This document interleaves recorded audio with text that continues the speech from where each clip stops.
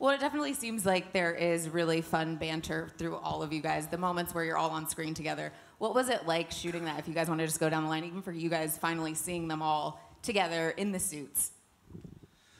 Well, you know, we've made a number of these films with the individuals, or maybe two of them, but to have them all together was epic. I think that's a good word for it.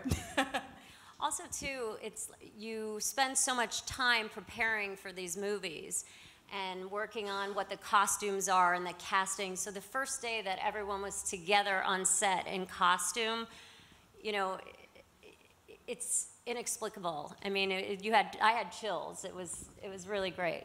Yeah, I'm a bit of a big kid, and I kind of geeked out. I just walking around Ben and kind of pulling on his cape, and it's just surreal that I'm even here playing this guy and around these guys. And when you see, yeah, you'll see us all up there, and you'll feel the same way. So, as only Aquaman would say, he's like, yeah, you know, I was just acting like a kid pulling on Batman's cape, because I'm like, it's Batman. Oh my god. And I was like, who the fuck keeps pulling on my cape? I think that the word surreal for me is it. I remember coming to set and seeing everyone in their costumes, and I was just observing everything, and then I just started to laugh to myself, and I was like, it was surreal and crazy. Yeah, it's, you know, in these movies that have a lot of effects and green screen, you know, you have to use your imagination a lot, and it was really great to be around all these great actors, dressed the way they're dressed, looking so cool and inspiring. It felt considerably less ridiculous, you know. On the day, everyone's like, "Oh, I'm so hot in the suit. Oh gosh." Just kidding. No. It's joyous, amazing experience. It's like, yeah, I'm a big comic fan too. So it's like when everyone got together, it was like really like looking at a frame from even some of the early Justice League comics, because we have so many of the original characters.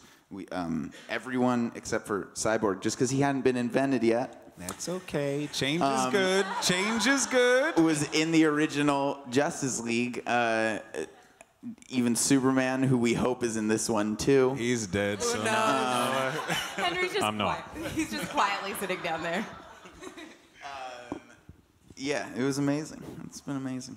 Right? For me, you know, I'd watch a lot of the footage over Zach's shoulder as he's watching the dailies, and I'm geeking out looking at everybody. You know, I see everyone in their costumes, and there's this one shot where we're all together, and it's panning. Everything is great. And then we get to me, I'm like, oh, wait, we're going to get me in post. Okay, I see. Yeah, it's just an amazing and super surreal experience. On the days that I went to visit set, because I'm not in the movie. He's not in this.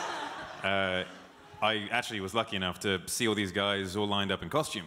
And for me and Deborah and Chuck, I mean, it's been longer for them, but for me it's been 6 years since I started on this journey.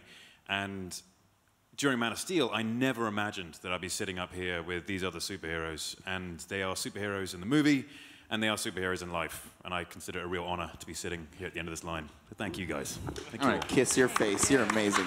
You hear that? That was so sweet.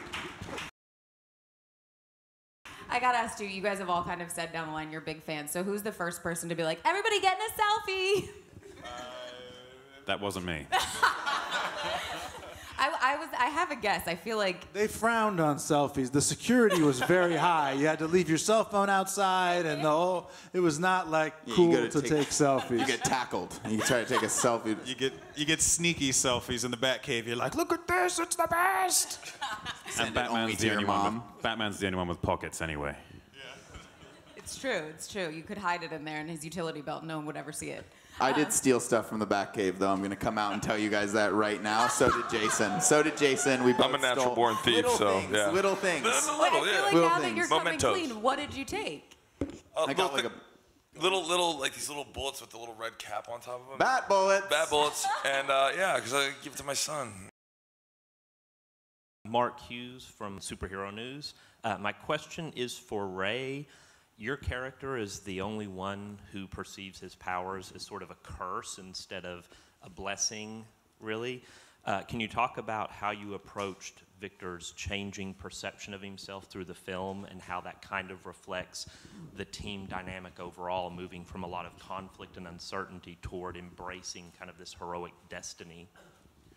Well, I think in a lot of ways, Cyborg is super reluctant to join the team because of the trauma that he's had due to his accident and the fact that he can't live a normal life the way that these other members can. He can't take off his costume and just walk the streets and assume a different identity. He's both Victor Stone and Cyborg 24/7. So balancing that duality within oneself was a very interesting process. But we had a lot of lead-up time to talk about the character, and Zach and Chris, Zach put Chris Terrio and I together, and we started talking about concepts from the very beginning, like the ideas of everything and where they planned on going with it.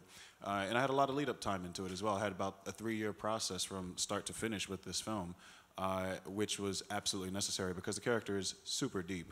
He's super deep, and I think him being able to put, the negative notions aside about himself and about his powers is sort of what this is all about, and being able to become a part of a team the way he once was when he was an American football player. So I hope it resonates with the fans.